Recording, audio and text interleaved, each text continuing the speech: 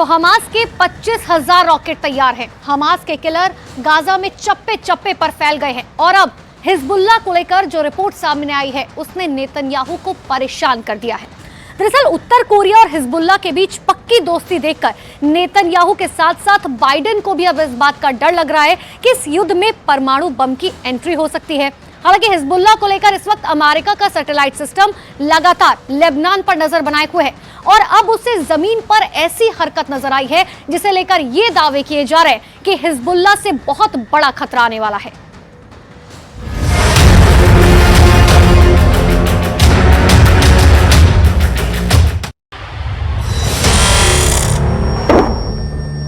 Hezbollah का सबसे नया वीडियो। लेबनान इजराइल बॉर्डर पर एक पोस्ट के पास सफेद रंग का ट्रक जा रहा है, तभी होता है एंटी टैंक मिसाइल से हमला। इस हमले में ट्रक पूरी तरह जलने लगता है। उसमें क्या था ये कोई बताने को तैयार नहीं, लेकिन बाद में इजराइल की पोस्ट पर अचानक हरकत बढ़ जाती है। कुछ लोग भागते हुए नजर आते हैं। हिजबुल्लाह के इस पिन पॉइंट अटैक ने इजराइल में बहुत बेचैनी पैदा कर दी है। क्या हिजबुल्लाह उत्तरी इजराइल पर चढ़ाई करने वाला है? क्या हिजबुल्लाह सिर्फ इस बात का इंतजार कर रहा है कि गाजा में जैसे ही इजराइल की फौज फंसेगी वो उत्तरी बॉर्डर पर युद्ध शुरू कर देगा? हिजबुल्लाह के हमले का सही वक्त क्या हो सकता है? इसे लेकर नेतन्याहू से लेकर बाइडेन दोनों पसोपेश में हैं। हिजबुल्लाह ने लेबनान इजराइल बॉर्डर पर कई हमले करके साबित कर दिया है कि इजराइल की उत्तरी सीमा अब सुरक्षित नहीं बची है। अगर गाजा पर ग्राउंड ऑपरेशन शुरू होने के बाद हमास, हूथी और हिजबुल्लाह ने एक साथ इजराइल पर हमला किया तो इनको एक साथ रोकना इजराइल के लिए बहुत बड़ा चैलेंज बन जाएगा और तब अमेरिका की मदद के बिना हालात ऐसे बन सकते हैं कि ये तीनों फोर्स इजराइल की सेना को रौंद कर आगे बढ़ जाए।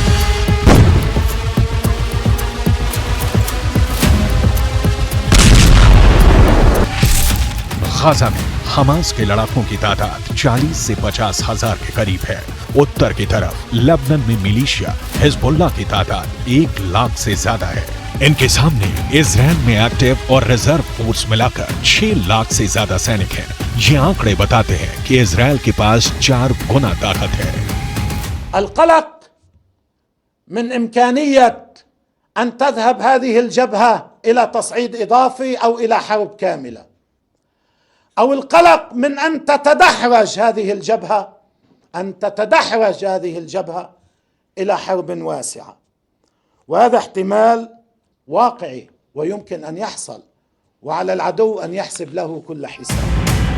इस बीच बड़ी रिपोर्ट ये है कि इराक के मिलिशिया हश्द अल शाबी ने अमेरिका के सैन्य अड्डों पर ड्रोन के बाद मिसाइल से हमले शुरू कर दिए हैं। इन हमलों में सबसे खतरनाक मिसाइल का नाम है अल अक्सा 1। अल अक्सा 1 ईरान की फतेह 110 का ही एक नया वर्जन बताया जा रहा है, या कहें कि ईरान ने यह मिसाइल इराकी हिजबुल्लाह हश्द अल शाबी को सप्लाई की और उसने इसका नाम बदलकर अल अक्सा 1 कर दिया। यह ऐसी मिसाइल है जो हिजबुल्लाह के पास पहले से है। यह एक टैक्टिकल मिसाइल है जो छोटा परमाणु बम भी दाग सकती है।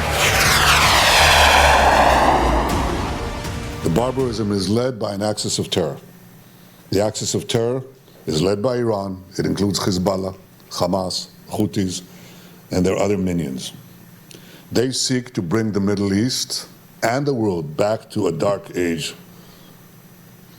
They seek to torpedo, to derail any progress towards peace and the progress and the promise that we had in our budding peace treaties with our Arab neighbors. इसीलिए इस बैलिस्टिक मिसाइल को लेकर अब सबसे बड़ा सवाल पूछा जा रहा है कि क्या हिजबुल्लाह के पास टैक्टिकल हमले के लिए परमाणु बम भी हो सकता है?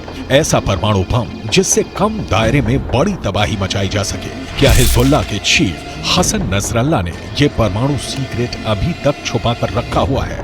2006 में अमेरिकी कांग्रेस को दी गई एक रिपोर्ट में कहा गया था कि लेबनान की मिलिशिया हिजबुल्लाह के उत्तर कोरिया से गहरे संबंध हैं उत्तर कोरिया हिजबुल्लाह को हथियार भी देता रहा है। इसमें रॉकेट और मिसाइल से लेकर बम और गोले भी हैं। उत्तर कोरिया के लीडर किम जोंग उन को हिजबुल्लाह का बहुत बड़ा फैन कहा जाता है। उत्तर कोरिया ने फिलिस्तीन का भी हमेशा समर्थन किया है और अब दक्षिण कोरिया से ऐसी रिपोर्ट आ रही है कि जो रॉकेट हमास और हिजबुल्लाह इस्तेमाल कर रहे हैं उन पर मेड इन उत्तर कोरिया वाली छाप लगी हुई है। इनका लॉन्चिंग सिस्टम 2014 में ही उत्तर कोरिया से सप्लाई किया गया था। ऐसे रॉकेट हमास को भी मिले, हिजबुल्लाह को भी दिए गए। इसमें 122 मिलीमीटर का कात्यूशा रॉकेट भी है, जिससे हिजबुल्लाह ने उत्तरी इजराइल पर हमले तेज किए हैं। सवाल है, हिजबुल्लाह और किम जोंग उन का याराना डेंजर मार्क के ऊपर जा चुका है और क्या इसमें कोई परमाणु सीक्रेट भी छुपा हुआ है?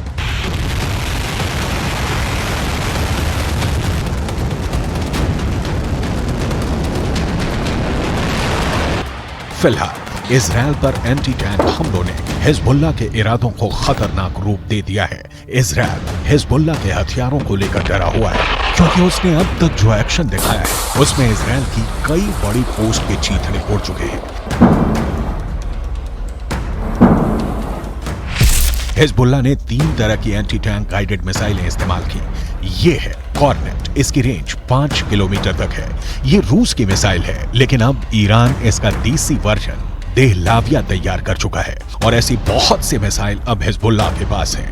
दूसरी है BGM-71 anti tank guided missile, range है 3.5 किलोमीटर। ये अमेरिका में बनी मिसाइल है, लेकिन अब इसकी नकल ईरान तैयार कर रहा है और उसने हिजबुल्लाह को सप्लाई की है। तीसरी है 85 कॉन्कोर्स, रेंज 4 किलोमीटर। ये भी रूस ने बनाई है और अब ईरान में ये दोसान नाम से तैयार की जाती है। इजराइल ने सीरिया से खतरे को देखते हुए गोलान पहाड़ियों में भी टैंक पहुंचा दिया है। ये हिस्सा पहले सीरिया का हिस्सा था, लेकिन 1967 के युद्ध में सीरिया से इजराइल ने इस हिस्से को अपने कब्जे में ले लिया। लेबनान, सीरिया और इजराइल के ट्राई जंक्शन वाले इलाके में हिजबुल्लाह का पूरा कंट्रोल है। इजराइल पर वार करने के लिए उसको जो मिसाइल मिली है वो उसे ईरान से सप्लाई की जाती रही है और ऐसी मिसाइलों का हिजबुल्लाह के पास बहुत बड़ा जखीरा है। तीनों मिसाइल बहुत ही घातक है, लेकिन अब एक बड़ी मिसाइल का नाम सामने आ रहा है, वो है फतेह 110। इस मिसाइल से नेतन्याहू को डर लग रहा है, तो उसकी बहुत बड़ी वजह है ईरान की ये मिसाइल 300 किलोमीटर तक हमला कर सकती है और ये अपने टारगेट के 3 मीटर के दायरे में गिरती है। एक बैलिस्टिक मिसाइल का इतना सटीक होना बहुत बड़ी बात है और यही बात इजराइल को परेशान कर रही है। फतेह 110 की 2 और खास बातें हैं जिसकी वजह से इसे रोकने में इजराइल को बहुत मुश्किल आ सकती है। ये सॉलिड फ्यूल वाली मिसाइल है, ये कम वक्त में लॉन्च के लिए तैयार की जा सकती है और ये रोड मोबाइल है, यानी इसे कहीं से भी लॉन्च किया जा सकता है और फिर अपना ठिकाना बदलना बहुत आसान है। ما يجري على جبهتنا مهم جدا ومؤثر جدا. قد يبدو للبعض الذي يتوقع أو يطالب أن يدخل حزب الله سريعا في حرب شاملة وكاملة مع العدو، قد يبدو ما يجري على الحدود متواضع. इजराइल के लिए इससे भी बड़ा खौफ क्या है वो बहुत ध्यान से समझिएगा। बाइडन से लेकर नेतन्याहू को भी पता है कि फतेह 110 मिसाइल को रोकना बहुत मुश्किल है, क्योंकि अमेरिका भी इस मिसाइल को रोकने में पूरी तरह फेल रहा है। अमेरिका को हमले की जानकारी तो मिल गई थी, इसीलिए उसके सैनिक आसपास अंडरग्राउंड हो गए थे। तब ईरान ने फतेह मिसाइल का ही एक पुराना वर्जन इस्तेमाल किया था और अमेरिका के एयर डिफेंस सिस्टम इस मिसाइल को रोकने में नाकाम रहे थे। ईरान ने ऐसी करीब 20 मिसाइलें दागी थी। ये जहां गिरी वहां ऐसे ऐसे गड्ढे बने और 100 से ज्यादा अमेरिकी सैनिकों को धमाकों से गहरा सदमा पहुंचा था। देखा जाए तो इस वक्त पूरे पश्चिम एशिया में युद्ध की चिंगारी पहुंच चुकी है। इजराइल से लेकर गाजा तक, गाजा से निकली आग लेबनान तक पहुंच चुकी है। चिंगारी सीरिया और ईरान में भी नजर आ रही है और अब उत्तर कोरिया से मिले हथियार बड़ा खतरा बनते दिखाई दे रहे हैं।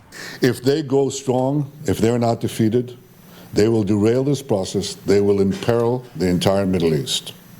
If the Middle East falls to the axis of terror, Europe will be next, and no one will be safe. This is not a local battle. This is a global battle. The paramount need is to defeat this axis, That battle is now being waged by us against Hamas in Gaza. There is no substitute for victory.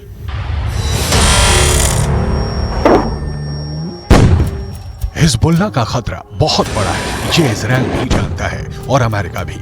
अगर Hezbollah ने gear बदला तो Israel के लिए उसे रोकना आसान नहीं होगा। यही वजह है कि अमेरिका के विदेश मंत्री एंटनी ब्लिंकन इराक का भी दौरा कर चुके हैं। जब ब्लिंकन इराक पहुंचे तो वो बुलेट प्रूफ जैकेट पहने हुए थे। इराक में ऐसा खतरा बताता है कि अमेरिका इस वक्त वहां की मिलिशिया हश्द अल शाबी से भी घबराया हुआ है, क्योंकि ईरान समर्थित इस गुट ने अब इराक और सीरिया दोनों जगह अमेरिका के अड्डों पर हमले शुरू कर दिए हैं।